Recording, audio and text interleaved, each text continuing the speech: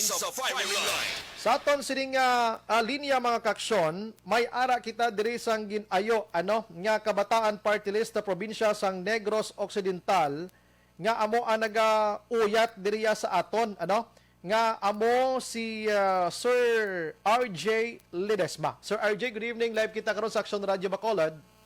Good evening, guys. Tanan ka pamati sa Action Radio Subong. Ako si RG Ledesma, halin sa Kabataan Party List. Aha, si Action Brian Morden sa Action Radio Bacolod. Sir, una sa tanan, pagka ano gani ang background again sa Kabataan Party List, sino mga miyembro nyo, ano ang inyo tinutuyo gani Sir Liwat Abi para mabatian sa aton nga mga uton? Sige. So ang Kabataan Party List active na siya sa Kongreso for 2 decades na, 20 years na. Over 600 ka House bills halin 2019 to 2021 alone kagita man ang principal author sa mga layi pareho sang Free College Education Act, Free Public Wi-Fi, kag iban pa nga mga layi nga nagadampig sa interes ng kabataan kag sa subong man syempre nagapasama kita sa mga layi para i-railroad ang insakto nga pagtugon sa pandemya para makabalik na eskwela ang mga kabataan subong. Kag subong under attack kami kay kadamo mga grupo nga gusto mag-disqualify sa amon. Imbes kami ang matuod-tuod nga representante sa pamatanon sulod sa Kongreso. Okay, sige. Meaning ang inyo nga grupo sa nambal ko na kay na kung ano ang ngalan sang grupo amo man na dapat ang maka-benepisyo. Namo na nga kon nga silingon kay na. Pagkabati nyo, sir, nga ang Kabataan Party List mo ni daw may ara sang buko nga ginapa-disqualify sining isa ka Liga Independensya Pilipinas. Anong reaction nyo sini, sir? So amo na gani dugay naman kami nga ginaatake sang estado kag sa mga iban nga grupo nga nagambal gaaligar nga may mga connection kami sa mga rebelde nga grupo pero di natuod kay ilang taon mo namon track record aktibo kami para magsulong sang interes ng pamatanon kag actually since 2019 pa may mga trump up cases against sa mga party list Kabataan Party List ang iban pa nga mga progressive nga organization sa pamatanon pero wala siya dismiss siya. So bali, gasto lang gidya kwarta ng estado naton para ipakalain ang matuod-tuod nga representante sa pamatanon sa sulod sa Okay. Daligid lang. Daligid lang may nagsulod to nga lain nga tuman. Daligid lang check nato liwat do may arat to sang lain nga ambahanon Action firing line. do dear manay. Balikan ta si Sir RJ. Sir RJ? Hello? Hello, Sir RJ? Sorry. Hello. Sige, na utod kita. So, anong paglantaw nyo sini, Sir? Apila na ni ka-eleksyon? Nga daw ginaamo ka mo sini? Always? Actually, since 2019 pa nga kadamo mga trumped up cases against sa amon sa iban pa nga mga progresibo nga grupo sa pamatanon. Pero sa tanan nga mga mga cases gaka-dismiss siya pirmi kay tungod wala sila basihan. Puros lang mga aligasyon. Kag makita tada nga gagasto lang estado sang madako nga budget para magsampa sa aton nga mga gawa-gawa nga kaso. Imbis itugon nila for example sa mga social services, edukasyon, etc. Okay, sige. Sa inyo, sir, nga party lister, ano gani ang mga, naging mention mo to mga layi nga ginpangpundar nyo, Pero ano mga projects nga nahimo nyo na, sir? Mamangkot ko na rin nila. So for example ang fact bala nga libre ng edukasyon sa mga city universities subong ang Kabataan Party List ang nanguna gid ang principal author gid nga gin-adapt man sa Senado eventually.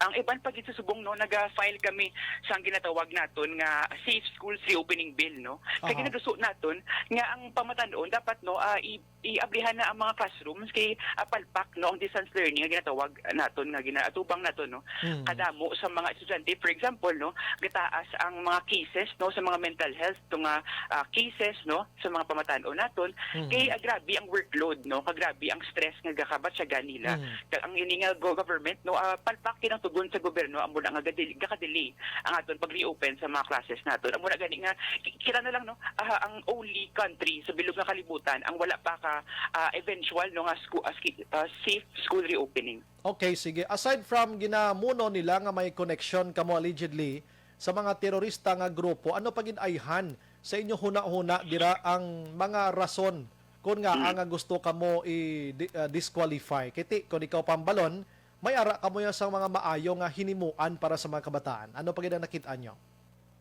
At mabalaan taman subong no nga ang sining regime no, Duterte regime no. Grabe ang crackdown niya sa mga kritiko niya.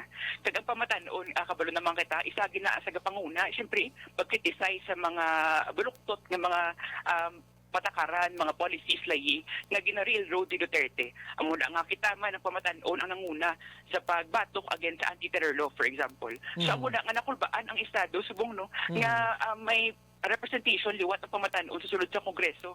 Amuna nga nagahimo siya sa mga fake party list yan no, like Duterte Youth. Nga amuna ang mabulos kano no sa voice of the youth sa Kongreso. Pero kabalaan taman na nga ang ina nga mga pamatanon, hindi actually pamatanon ang representa sila ng mga gurang na gani no. Balaan taman nga ano ra na no, mga lapdog na ni Duterte. So muna ang gina-assert ginaton nga dapat no ma-maintain ang ating representation sa sulod sa Kongreso.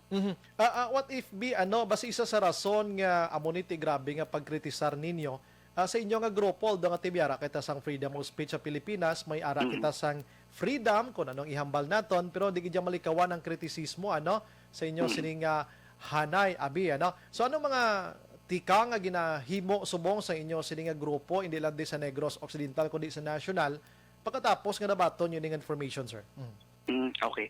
So, syempre, nagakampanya kami dyan po ginapakilala na mo ng party list. Nung alihitin mo kami, nagadala kami sa matutuod nga boses sa pamatanon sulod sa Kongreso. So, muna, mera kami sa online campaign, signature campaign, no? Sa subong mera na 4,000 plus, lapit na lang 5,000 signatures, no? Pwede ka kasay no nagpamati subong sa tinyurl.com/youthrepresent no, tinyurl.com/youthrepresent para makasign kamo sa support nyo sa Kabataan Party List. Okay, sige, paaboton tani sa pila ka adlaw may mensahe ka sa Duterte administration, angot sini kag palabot man sa Comelec abi basi naga-monitor sila kag mahangpan man nilang inyo sini nga duso sa inyong grupo, sir. Go ahead. Sige, no, so para kay Duterte, sa Comelec, no, halin pa throughout history, no, ang pamatanon niya nagabatok kina sa mga kalain-lain na mga porma sang opresyon kag tiraniya. Bisan grabe nga pagpahipos nila sa amon, no, ay hindi kami maguntat para magsulong sa amon own interest kag para man sa mas malawak nga masa. So amo na no nga bisan dako nga machinery ang amon nga kontra, pero nagasalig ko nga ma-maintain niya ang amon nga boses sa Kongreso kay tungod gasalig ko sa mga pamatanon subong nga mulat, no. Salamat gid, sir, sa mga time and gabi ka mabuhay ka, sir. God bless. Salamat, God bless. Yes, sir. Action firing line.